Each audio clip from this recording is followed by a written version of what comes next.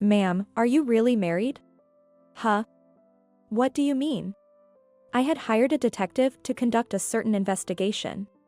The report from the detective revealed an unexpected truth, leaving me unable to hide my turmoil. If my husband has been taking advantage of my night shifts to indulge in secret pleasures, I will never forgive him. My name is Jane.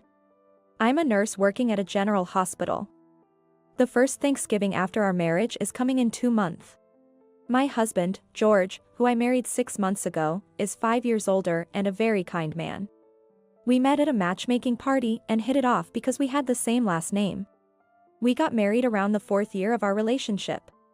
George's parents had already passed away, and he had no other relatives, so we skipped the wedding ceremony and opted for a bridal photo shoot. George is an area manager for a retail store. While he primarily works at the branch office, he also travels to the headquarters and visits various stores. Since we don't have children yet, I decided to earn as much as I can while I can, so I mainly work night shifts. Thanks to that, I can relax after night shifts and on my days off.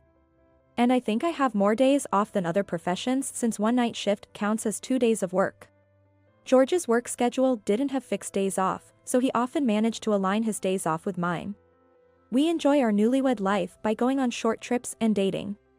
One day, when I came home from a night shift, George, who was supposed to have already gone to work, was still at home. I'm home. Huh? Aren't you supposed to work today? Puzzled, I asked. Well, you see. George hesitantly began to speak. An urgent business trip came up starting tomorrow, and it's going to be a bit long, so they suddenly gave me the day off today. Is that so? How long will you be gone? About a week, maybe a bit longer, but I won't know until I get there. I see. I hope things go well. I was disheartened by the sudden and extended business trip. It was because I'm off tomorrow and the day after, and I was looking forward to spending a quiet evening with George. Since my days off are rarely consecutive. But it's just part of his job, so I accepted it and decided to take George to the airport. It takes about 2 hours by car to get to the airport. And from there, it's about a 2-hour flight to the headquarters in New York. After seeing George off at the airport, I wandered around the building for a while. Then I had lunch at a well-known nearby cafe and headed home. Exhausted, I lay down on the sofa and found an unfamiliar envelope under the table. It would be trouble if it were something George forgot to take on his business trip. While feeling a bit guilty, I checked inside. Inside, there were photos of George with an unfamiliar woman and a little girl, probably around 5 years old. The album contained several photos of the girl in front of a kindergarten, smiling innocently. What is this? My mind went completely blank. Could it be an affair? And with a single mother, of all things. Unforgivable. An affair. With that thought, I found myself unconsciously calling George's company. After identifying myself as an acquaintance of George. Making up a reason, I inquired if he had gone on a business trip. Only to be told that he had taken leave for bereavement. Moreover, I was informed that the company hardly ever sends employees on trips from the branch to the headquarters. What does this mean? He told me he was leaving home for a business trip, but bereavement? I wasn't informed of anything.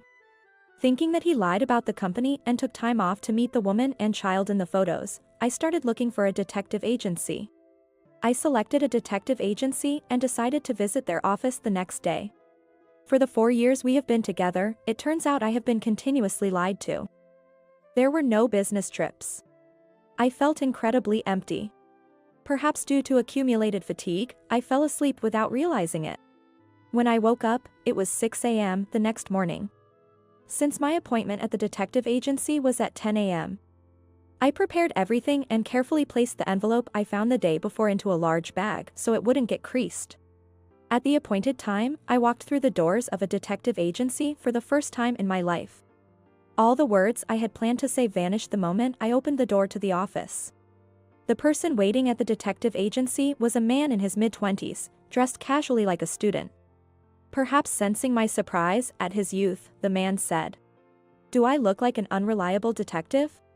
He laughed with an easygoing smile, lightening the mood. "Oh, no, sorry. It's just that I'm a bit nervous since it's my first time here." I replied reflexively, but he gestured for me to take a seat on the sofa.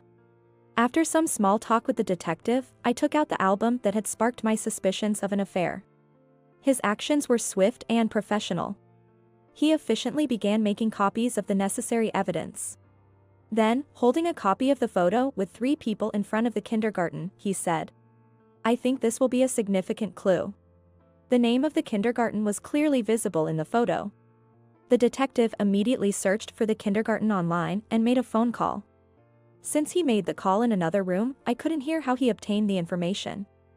But the little girl in the photo was a student at that kindergarten. Apparently, she was also currently absent from the kindergarten. The detective decided to start a preliminary investigation. Since the kindergarten was in New York, I was told the fee for the investigation would be quite high, but I agreed. Actually, I have been interested in stocks and FX trading for a while and have been studying about it. When I started working, I began investing part of my monthly salary and had made some earnings, so I decided to use that for the investigation. The detective will have to fly into New York and it's uncertain how many days it will take to gather evidence. But being lied to by George is the greatest humiliation for me. I am determined to obtain evidence at all costs. That determination is what's driving me. The detective seemed to think that the girl would likely attend kindergarten again once George returned. From the next day on, I went about my work as usual. Of course, I carefully returned the envelope to its original place. Then, I received a call from George, who had initially said he would be gone for a week. "Sorry, my business trip got extended by 3 days. I'll be back on Sunday."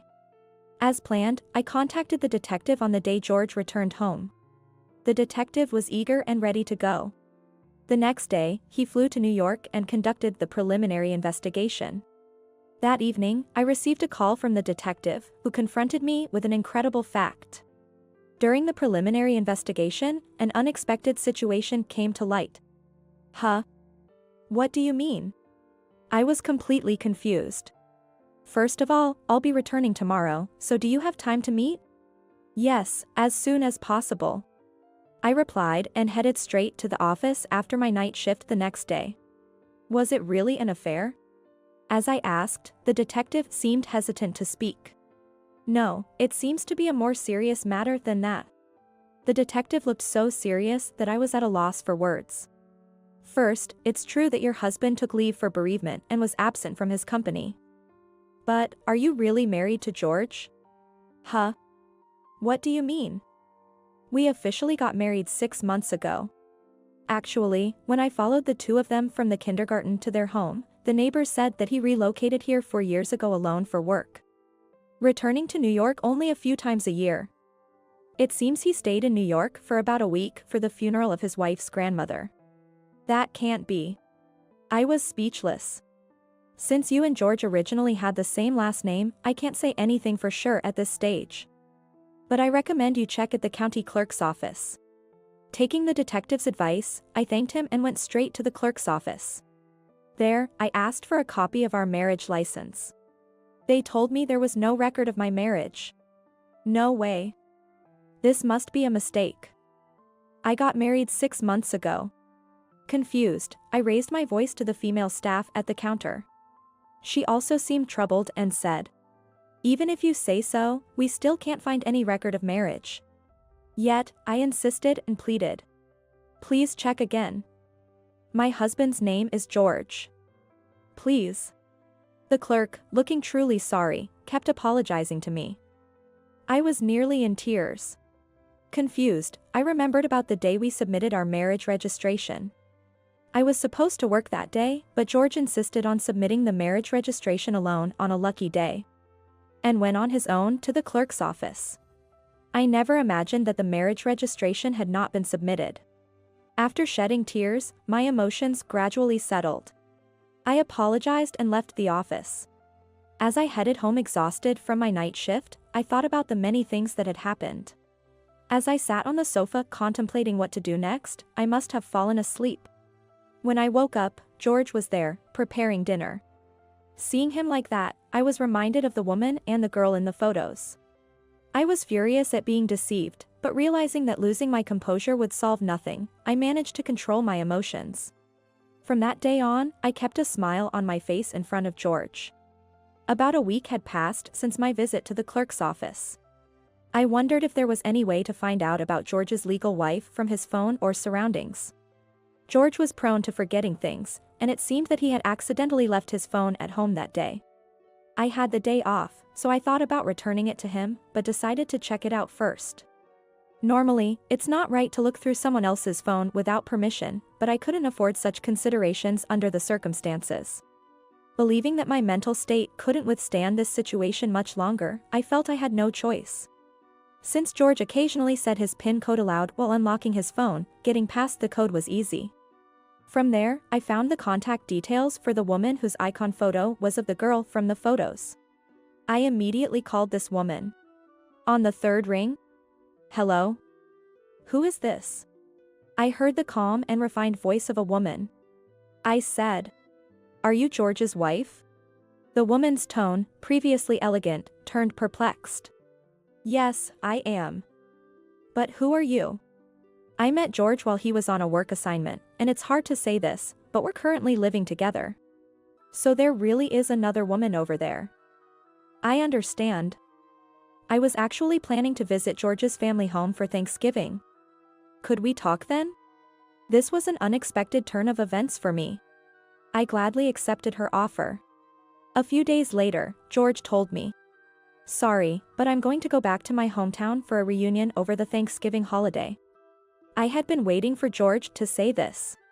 Of course, I immediately agreed. According to the woman, George's hometown is just nearby. I had heard that his parents were deceased and he had no other relatives, but it turns out both his parents were alive and well, still living in the neighboring town. With 1 month left until Thanksgiving, I decided to find a lawyer experienced in matrimonial issues and planned to thoroughly punish George. Until the day of the showdown, I interacted with George as usual, though it was emotionally painful for me. Finally, a month later, the day arrived. I told George the first had a night shift starting the evening before Thanksgiving Day. "Then, take care and have fun," I said with a smile as I left the house. Of course, I had already explained the situation to my workplace and taken leave for 4 days. I stayed at a business hotel that night, and the next morning, I went to the meeting place with George's wife, where I found the elegant woman I'd seen in the photos. Her name was Emily, and she had been married to George for 6 years. They had a 4-year-old daughter, the girl in the photos. After briefly sharing our backgrounds, Emily and I proceeded with the plan we had made. Emily had come all the way from New York with her daughter and her parents by plane. Since it wasn't a conversation for a young child to hear, her daughter was with Emily's mother at the hotel. Along with Emily's father, we headed to George's parents' house. Emily had already informed George's parents about the situation, and I was surprised to be met with deep apologies from them upon seeing me. Then, the evening of Thanksgiving Day, George arrived promptly and opened the living room door of his parents' house. "I'm home. Welcome back." The one greeting George with a smile wasn't his parents or Emily, but me. Seeing me, the color drained from George's face. "Why are you here?" Shocked, George faced me as I said, "What's all this? Weren't you married to me?" I replied with a calm smile. "No, this is." George stood there, pale and unable to move. Then Emily, her father, and George's parents all appeared, completing the group. Everyone glared at George. Emily quietly began to speak. "What is this, George? You were assigned to work here, but we had just had a child and needed my parents' support, so I asked you to come alone. But then to have an affair and now bigamy." Emily was so calm her words sent a chill down my spine. I was truly grateful to have her as an ally in this situation. I too piled on, unleashing a torrent of words. "George, so every time you said you were on a business trip, you've been meeting your family. Why did you even approach me if you were married? Thought you could deceive me? This is marriage fraud. You're such a scum. And when I inquired about your business trips at your company, they said you hardly ever have any. You have such a beautiful wife and adorable daughter, what were you thinking? I was such a fool to believe you." Faced with accusations from both of us, George let out a sigh and then, unexpectedly, started to laugh. I wonder how you found out. I enjoyed my double life, especially since you were the perfect match.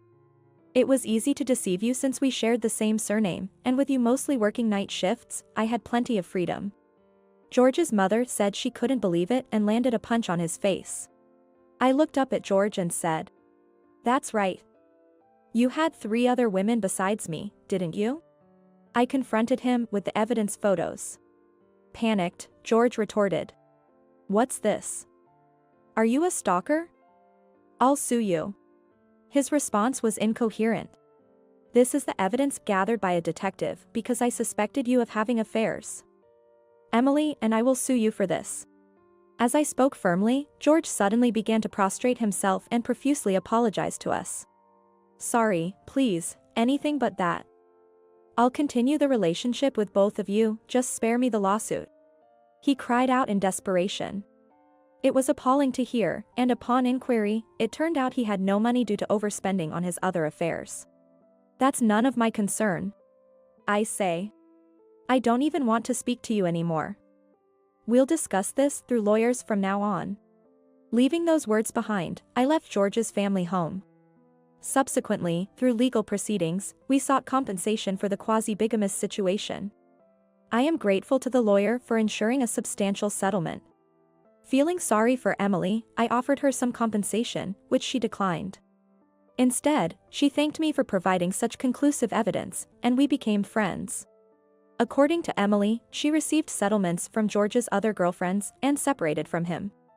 She ensured she had received proper assets and child support. Furthermore, one of George's affairs was with a coworker, leading to his demotion and reassignment to a subsidiary company.